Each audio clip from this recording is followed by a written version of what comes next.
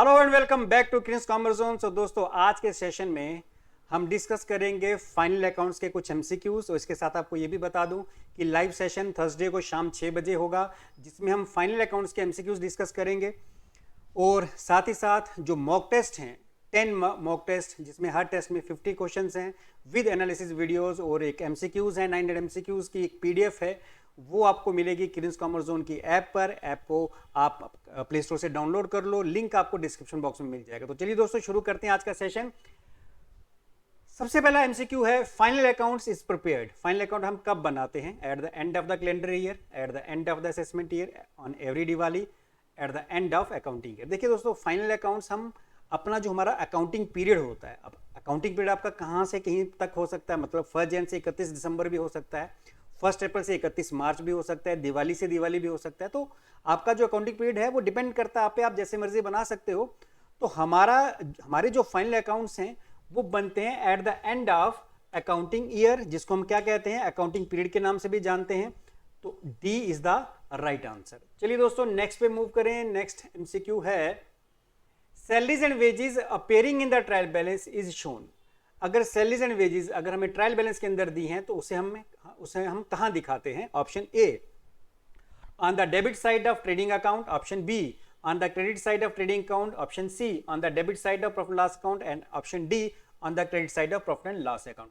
देखिए दोस्तों, debit side में हम एक्सपेंस दिखाते हैं, क्रेडिट साइड में इनकम दिखाते हैं, इसलिए ये दोनों तो हम सीधे सीधे निकाल देंगे, क्योंकि क्रेडिट साइड में एक्सपेंसेस हम नहीं दिखाते, क्रेडिट साइड में इनकम दिखाते हैं। बचे ये दो, debit side of trading account and debit side of profit loss account. तो यहां पर एक चीज समझो कि जो सैलरीज एंड वेजेस हमें ट्रायल बैलेंस के अंदर दी होती हैं, सपोज करो कि ये आपका ट्रायल बैलेंस है, इसके अंदर आपको सैलरीज एंड वेजेस दे रखी हैं, सैलरीज एंड वेजेस इसके अंदर दे रखी हैं। तो देखिए, हमारी जो सैलरी होती है, हमारी जो सैलरी है ये इनडायरेक्ट एक्सपेंस है, और इनडायरेक्ट एक्सपेंस है तो कहां पर आएगा? आपको सबको पता है कि indirect expense profit loss account में आते हैं। लेकिन जो हमारी वेजेस हैं ये डायरेक्ट एक्सपेंस हैं, और आप सबको ये भी पता है कि डायरेक्ट एक्सपेंस कहां आते हैं? ट्रेडिंग अकाउंट में। लेकिन इस क्वेश्चन में सैलरीज एंड वेजेस दोनों एक साथ इकट्ठी दी हैं, तो याद रखना आपने पहले वर्ड पे ध्यान देना है। पहला वर्ड सैलरी है और सैलरी हमारा क्या है? Indirect expense. तो पहले वर्ड पे देना है ध्यान। अगर वो डायरेक्ट एक्सपेंस है तो ट्रेडिंग अकाउंट, अगर वो इनडायरेक्ट है तो प्रॉफिट एंड लॉस अकाउंट। इसका मतलब ये जो सैलरीज एंड वेजेस साथ में दे दी गई हैं, इसमें मेजॉरिटी पोर्शन अगर सैलरीज का होगा, मेजॉरिटी ऑफ पोर्शन अगर सैलरीज का होगा तो सैलरीज पहले लिखा जाएगा, और अगर सैलरीज पहले लिखा गया तो क्योंकि इनडायरेक्ट है तो हम इसको कहां दिखाएंगे? Debit side of profit and loss account. On the contrary, अगर इसकी जगह ये दिया होता है वेजेस एंड सैलरीज, का मतलब होता है कि मेजॉरिटी पोर्शन जो इसमें है वो वेजेस का है, तो वेजेस हमारा है direct expense. In case question होता है वेजेस एंड सैलरीज कहां दिखाते हैं, तो वेजेस क्योंकि डायरेक्ट है तब हम इसको दिखाते हैं on the debit side of trading account. फिलहाल इस क्वेश्चन के हिसाब से हमारा आंसर रहेगा सी। चलिए जी, नेक्स्ट पे मूव करते हैं। Next is schedule of balance prepared from ledger account is known as. हम लेजर से जो बैलेंस के शेड्यूल बनाते हैं उसको हम क्या कहते हैं? आपको सबको पता है कि जर्नल बनती है, जर्नल से लेजर बनती है, और लेजर के बैलेंस से जो शेड्यूल बनते हैं, जो नेक्स्ट प्रोसेस जो होती है, जो अगला जो स्टेज आती है वो कौन सी होती है? वो होती है ट्रायल बैलेंस। तो लेजर के बैलेंस से जो हम शेड्यूल बनाते हैं उसको हम क्या बोलते हैं? Trial balance. B is the right answer. चलिए जी, नेक्स्ट पे मूव करते हैं। Closing stock appearing in the trial balance is shown on. अब देखिए, आपको मैंने पहले भी, जब इससे पहले सेशन हुआ, मैंने बताया था कि जनरली ये आपका मान लो ट्रायल बैलेंस है, क्लोजिंग स्टॉक ट्रायल बैलेंस के बाहर दिया होता है। जनरली क्लोजिंग स्टॉक जो होता है बाहर एडजस्टमेंट में दिया होता है यहां पर, तो ये जरूर याद रखना, बड़ा इंपॉर्टेंट एमसीक्यू है। अगर क्लोजिंग स्टॉक आपको बाहर दिया है, मान लो 10,000 का क्लोजिंग स्टॉक आपको बाहर दिया है, तो ये जो बाहर क्लोजिंग स्टॉक दिया है, मैंने आपको पहले भी बताया था कि जो बाहर एडजस्टमेंट होती है ये दो जगह पे आती हैं। तो कहां आती हैं? एक तो ये बैलेंस शीट में आ जाएगा, और दूसरा कहां आ जाएगा? ट्रेडिंग अकाउंट की क्रेडिट साइड में। ठीक है, लेकिन यहां क्वेश्चन ये नहीं, यहां कहता है closing stock appearing in the trial balance. अगर वो ट्रायल बैलेंस के अंदर दिया हुआ है, यहां पर, यहां दिया है, तो मैंने आपको पहले भी बार बार बताया कि जो चीजें ट्रायल बैलेंस के अंदर दी हैं, टोटल के ऊपर जितनी चीजें यहां पे दी गई हैं, ये सिर्फ एक ही जगह आती हैं, या तो ट्रेडिंग अकाउंट, या तो प्रॉफिट लॉस अकाउंट, या बैलेंस शीट। अब क्लोजिंग स्टॉक अगर यहां दिया गया है तो याद रखना ट्रायल बैलेंस के अंदर दिया गया क्लोजिंग स्टॉक सिर्फ बैलेंस शीट में आता है, asset side of balance sheet. और अगर ट्रायल बैलेंस के बाहर दिया होगा तब ये बैलेंस शीट में भी आएगा और ट्रेडिंग अकाउंट की क्रेडिट साइड में भी आएगा। तब उसका अगर मान लो ये क्वेश्चन ये होता है कि ट्रायल क्लोजिंग स्टॉक अगर बाहर दिया तो वो हम कहाँ दिखाएंगे, तब उसका आंसर ये रहता है on the credit side of trading account की क्रेडिट साइड में और asset side of balance sheet और बैलेंस शीट की एसेट साइड में। लेकिन क्वेश्चन था कि क्लोजिंग स्टॉक कहाँ दिखाना है, अगर वो ट्रायल बैलेंस के अंदर है तब वो सिर्फ एक ही जगह आएगा, कहाँ पर, बैलेंस शीट की एसेट साइड में under the head current asset. ये हमारा करंट एसेट है, ये भी आप याद रखो। चलिए जी नेक्स्ट पे, calculate the gross profit if rate of gross profit is 25% on sale and cost of goods sold are rupees 1,80,000।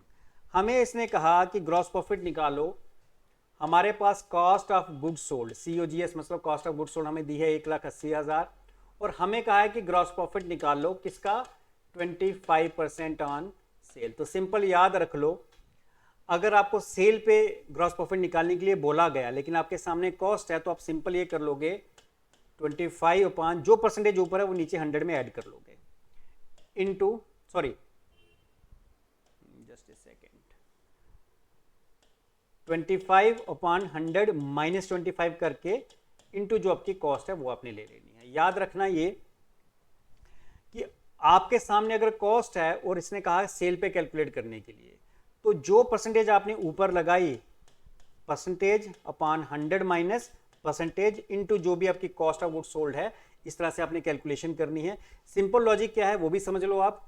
ये आपके सामने जो है 1,80,000 ये कॉस्ट है, ठीक है, और ये कह रहा है कि 25% किसका, 25% किसका, सेल का। इसका मतलब अगर मैं इस चीज को समझो कि अगर मैं 25/100 करता हूं, इसने कहा 25% सेल का, तो ये 100 किसको रिप्रेजेंट कर रहा है, सेल को, कि सेल अगर 100 है तो प्रॉफिट आपका 25 है। लेकिन सामने जो मैं फिगर ले रहा हूं 1,80,000 की, 1,80,000 की, ये सेल नहीं है भाई, ये कॉस्ट है। या तो ये भी कॉस्ट हो या इसको मैं सेल में कन्वर्ट कर लूं, तो इसको मैं कॉस्ट बना सकता हूं। कॉस्ट कैसे निकलती है भाई, अगर आपको कॉस्ट निकालनी है तो सेल्स में से क्या माइनस करना पड़ेगा, जीपी। अब अगर मैंने ये समझ लिया कि सेल मान लो 100% है और जीपी कितने परसेंट है, 25%, तो ये आपकी क्या है, सेल, और ये क्या है, जीपी। सेल्स माइनस जीपी क्या होती है, कॉस्ट। तो ये आपकी क्या बन गई, 75 कॉस्ट बन गई, तो 25 अपॉन 75 और सामने भी आपके सामने कॉस्ट है, तो इस तरह से कैलकुलेट कर लेंगे 3 के साथ, तो ये हो जाएगा 60,000। 60,000 हमारा ये आंसर रहा। तो याद रखना, अगर आपको सेल पे कैलकुलेट करने के लिए बोला गया और सामने आपको कॉस्ट दी गई, जो परसेंटेज ऊपर है वो 100 में से माइनस कर लेनी है। चलिए दोस्तों नेक्स्ट पे मूव करते हैं। हाँ, एक चीज और, अगर मान लो सेल दी गई है 1,80,000 और प्रॉफिट कहा है, ग्रॉस प्रॉफिट 25% ऑन कॉस्ट। देखो ये अब उल्टा हो गया, उस क्वेश्चन में कॉस्ट दी थी, इस क्वेश्चन में सेल दी है। उस क्वेश्चन में 25% सेल पे बोला था, इस क्वेश्चन में 25% कॉस्ट पे बोला। तो सिंपल आपने याद रखना है, इस केस में हम जो परसेंटेज ऊपर है वो नीचे ऐड कर लेंगे, यानी फॉर्मूला रहेगा परसेंटेज अपॉन 100 प्लस परसेंटेज। वहां क्या किया था हमने, माइनस किया था, परसेंटेज अपॉन 100 माइनस परसेंटेज, इस केस में हम प्लस कर लेंगे इनटू जो भी आपकी सेल है। तो ये याद रखना, ये दो ही तरीके हैं जो आपको थोड़ा सा कंफ्यूज कर सकते हैं। तो याद रखो, कॉस्ट ऑफ गुड्स सोल्ड दी हो और सेल पे निकालना हो तो जो परसेंटेज ऊपर है 100 में से माइनस कर दो, और अगर इसका रिवर्स हो तो यहां पे भी रिवर्स कर दो। यहां क्या किया था, माइनस, यहां कर लोगे प्लस। चलिए जी नेक्स्ट पे, cost of goods sold 1,50,000, closing stock 40,000, opening stock 60,000, amount of purchase. हमें परचेज बतानी है।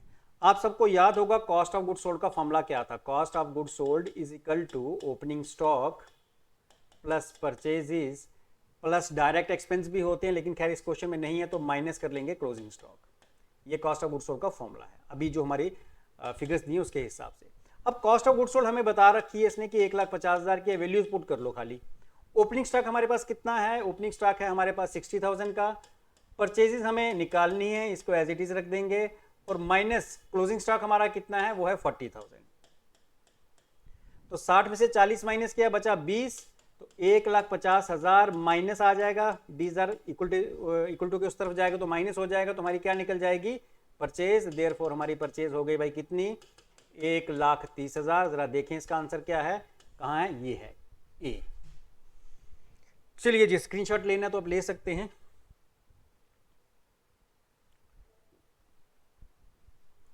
इन the trial balance are shown debtor 2400। कहता है ट्रायल बैलेंस में डेटर जो हैं वो 2400 के हैं। बैड डेट्स जो हैं वो 221 के हैं, बैड डेट्स प्रोविजन 324 का है। For creating a provision for doubtful debts as 10% debtors, अगर हमें प्रोविजन फॉर डाउटफुल डेट्स बनाना है 10% डेटर का, profit and loss account will be debited by, हम प्रॉफिट एंड लॉस अकाउंट को कितने अमाउंट से डेबिट करेंगे। अब ध्यान से देखो यहां पर हमने एक बैड डेट का प्रोविजन बनाया है, कितना का, 324 का। ध्यान से देखना, बैड डेट्स का प्रोविजन हमारे पास, यानी हमने जो पहले से प्रोविजन बना के रखा था 324, मतलब आप ये समझ के चलो सिंपल लैंग्वेज में कि मुझे ये लगता था कि 324 के मेरे बैड डेट्स होंगे, डूबने के चांसेस हैं, मेरा ये पैसा डूबने के चांसेस हैं, उसी को हम कहते हैं बैड डेट्स प्रोविजन। लेकिन असल में जो बैड डेट्स हुए वो 221 हुए। मैंने सोच के रखा था कि मेरा 324 रुपीज डूब जाएंगे, रिकवर नहीं होंगे, लेकिन असल में जो मेरे बैड डेट्स हुए, जो मेरा नुकसान हुआ वो 221 का हुआ। इसका मतलब 103 रुपए का प्रोविजन जो है वो मेरे पास पहले से पड़ा हुआ है।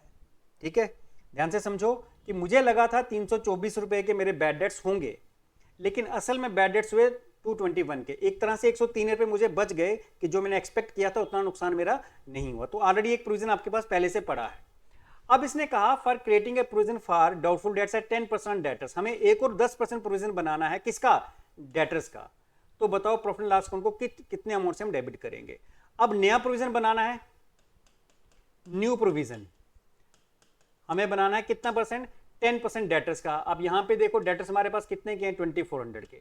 तो मैं अगर 2400 का 10% प्रोविजन, यानी ये मेरा पैसा डूबने के चांसेस जो न्यू बन रहे हैं वो 240 के हैं। अब देखिए 103 रुपए का पहले मेरे पास प्रोविजन बचा हुआ था, अब इसने कहा 10% प्रोविजन और बनाओ, 10% प्रोविजन और बनता है 240। इसका मतलब क्योंकि 103 मेरे पास पहले से पड़ा हुआ है वो मैं माइनस कर लूंगा, 10 में से 3 गए 7, 3, तो इसका मतलब मुझे प्रोविजन कितना बनाना है, 137 रुपए का। मतलब मेरा अब जो लॉस, एक्सपेक्टेड लॉस है वो 137 का है। कैसे, पहले मैंने लॉस एक्सपेक्ट किया था 324, लेकिन असल में लॉस हुआ 221 रुपए का। तो 103 रुपए मेरे पास पहले से बचे हुए हैं, ये एक तरह से आप मान लो कि मेरा गेन है। न्यू प्रोविजन जो मुझे बनाना है, मुझे लग रहा है कि 240 रुपए मेरे डूब सकते हैं, जिसमें से 103 रुपए मेरे पहले से प्रोविजन में बचे हुए हैं। तो इसका मतलब मुझे बाकी का प्रोविजन बनाना है जो कि कितना है, 137। सो ए इज द राइट आंसर। चलिए दोस्तों आगे मूव करते हैं। Accrued interest given in the trial balance is shown on. Accrued interest यानी ऐसा इंटरेस्ट जो ड्यू है लेकिन आपको नहीं मिला, अगर वो ट्रायल बैलेंस के अंदर दिया हुआ है। तो मैंने आपको कल के सेशन में बताया था कि कोई भी इनकम या एक्सपेंसेस जैसे prepaid incomes, sorry prepaid expenses, accrued incomes, outstanding expenses, income received advance, ऐसी अगर सारी चीजें बैलेंस शीट के ट्रायल बैलेंस के अंदर दी हैं तो वो एक ही जगह पे आती हैं। अब एक्रूड इंटरेस्ट मान लो अगर ट्रायल बैलेंस के अंदर दिया है डेबिट साइड में, तो जितनी भी इनकम और एक्सपेंस जिसके आगे वर्ड एक्रूड, प्रीपेड, आउटस्टैंडिंग या इनकम रिसीव्ड एडवांस या अर्नड इनकम ये वर्ड लगे हों वो एक ही जगह पे आती हैं। कहां पर, बैलेंस शीट के अंदर। तो याद रखना क्रेडिट साइड या profit loss account, profit loss account या ट्रेडिंग अकाउंट में तो आते ही नहीं, सिर्फ बैलेंस शीट में आते हैं। अब डिपेंड करता है एसेट है या लायबिलिटी। अगर कोई इनकम है तो एसेट है, अगर कोई एक्सपेंस आउटस्टैंडिंग है तो लायबिलिटी है। तो यहां पर एक्रूड इंटरेस्ट मेरी इनकम है और इनकम हम कहां लेते हैं, asset side of balance sheet. तो ये आपने याद रखना है, D is the right answer. चलिए जी नेक्स्ट पे। The manager is entitled to a commission of 5% on profit after charging the commission. Manager की कमीशन कितनी है, 5% प्रॉफिट का आफ्टर चार्जिंग द कमीशन। उसकी कमीशन निकालने के बाद, भाई कमीशन तो हमें पहले निकालनी पड़ेगी। The profit is 2100, therefore the commission will be. देखिए यहां पर ज्यादा माथापच्ची करने की जरूरत नहीं है, दो चीजें आपको बता रहा हूं, दो वर्ड बता रहा हूं। एक वर्ड है आफ्टर, एक वर्ड है बिफोर। बस ये वर्ड याद रखो, जब भी कमीशन की कैलकुलेशन करनी हो या कोई इंटरेस्ट की कैलकुलेशन करनी हो, ये वर्ड दो याद रखो। अगर वर्ड आफ्टर लिखा है जैसे इस क्वेश्चन में लिखा है, आपने कैसे निकालना है, फॉर्मूला बता रहा हूं। जो भी आप अमाउंट ले रहे हो, जिस अमाउंट पे भी कैलकुलेशन करनी है, into percentage upon 100 plus percentage कर लेना आपने। और अगर बिफोर होगा तो simple amount into percentage upon 100। ये याद रखना, कमीशन कैलकुलेट करते वक्त या इंटरेस्ट कैलकुलेट करते वक्त अगर आपको ये वर्ड आफ्टर या बिफोर दिखे तो आफ्टर के केस में जो परसेंटेज ऊपर है वो नीचे 100 में ऐड कर देना। लेकिन अगर इसकी जगह, आफ्टर की जगह वर्ड बिफोर दिखे तो सिंपल जो भी अमाउंट पे कैलकुलेशन करनी है इनटू परसेंट अपॉन 100 कर लेना। अभी हमें वर्ड आफ्टर दिख रहा है तो हम अमाउंट, जिस अमाउंट पे कैलकुलेशन करनी है 2100, प्रॉफिट 2100 है, इनटू परसेंटेज कितनी है, ये 5% अपॉन 100 प्लस परसेंटेज कितना हो गया 105। अगर मैं इसको डिवाइड कर लूँ तो 21 के साथ कटा ये, तो हमारा आंसर आ रहा है 100 रुपये। ए इज द राइट आंसर। और अगर मान लो यही बिफोर लिखा होता तो फिर आपने सिंपल ये करना था 2100 का 5/100। अगर ये क्या होता बिफोर होता उस केस में आंसर होता 5, 5 2 10, 105। उस केस में ये आंसर बनता बी। लेकिन कब, अगर आफ्टर की जगह बिफोर लिखा होता। ये याद रखो, ज्यादा डेप्थ में जाने की जरूरत नहीं है। चलिए जी, कुछ और भी हैं।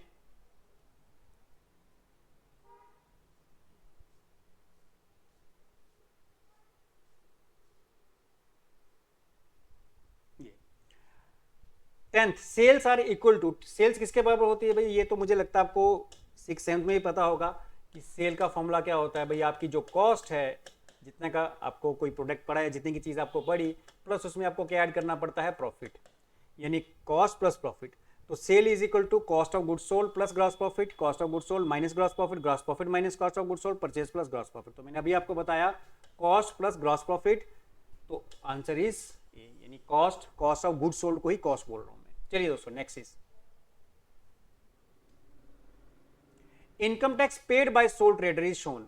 अगर कोई सोल ट्रेडर इनकम टैक्स पे करता है तो उसको हम कहां दिखाते हैं? देखो, इनकम टैक्स जो है वो पर्सनल एक्सपेंस है, और जितने भी पर्सनल एक्सपेंस हैं वो हमारी ड्राइंग्स होती हैं। तो ड्राइंग्स हम कहां दिखाते हैं? ड्राइंग्स हम as deduction from capital in the balance sheet. हमारी जो बैलेंस शीट होती है वहां पे जब हम कैपिटल लिखते हैं उसमें से हम ड्राइंग्स को माइनस कर लेते हैं। तो इनकम टैक्स या लाइफ इंश्योरेंस प्रीमियम, ये दोनों ही ऐसी चीजें हैं जो हमारी ड्राइंग्स हैं, और ड्राइंग्स हमेशा बैलेंस शीट में कैपिटल में से माइनस की जाती हैं। So answer is C.